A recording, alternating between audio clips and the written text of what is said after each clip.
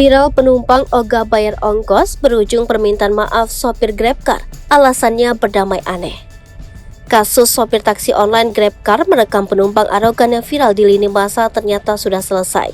Sang sopir yang sempat kesal karena seorang pemuda ogah bayar dari Jakarta ke Ciawi pun kini adem ayem.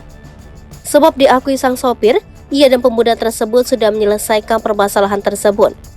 Video perdamaian sopir dan pemuda tersebut pun kembali viral.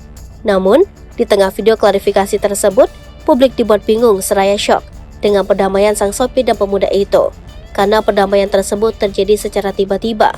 Padahal sebelumnya, video saat sang sopir merekam gelagat arogan pemuda tersebut sempat viral.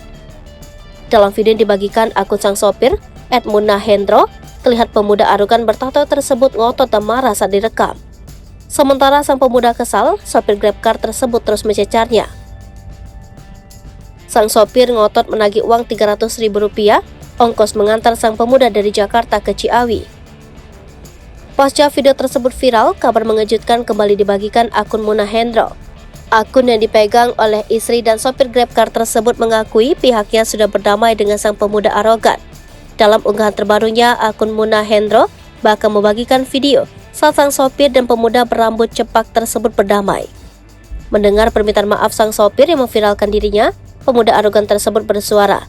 Ia dengan tegas meminta agar netizen tidak kembali memviralkannya. Terkait perdamaian tersebut, istri sopir taksi online turut angkat bicara. Ternyata alasan sopir dengan penumpang tersebut berdamai karena sang pemuda sudah membayar ongkos yang sempat ditagih. Melihat perdamaian di antara kedua sosok viral tersebut, netizen bingung. Halayak heran kenapa sopir GrabCar tersebut yang minta maaf, padahal yang sempat ogah bayar adalah pemuda arogan. Publik pun menghujat sikap sang pemuda yang tetap arogan kepada sopir taksi online tersebut.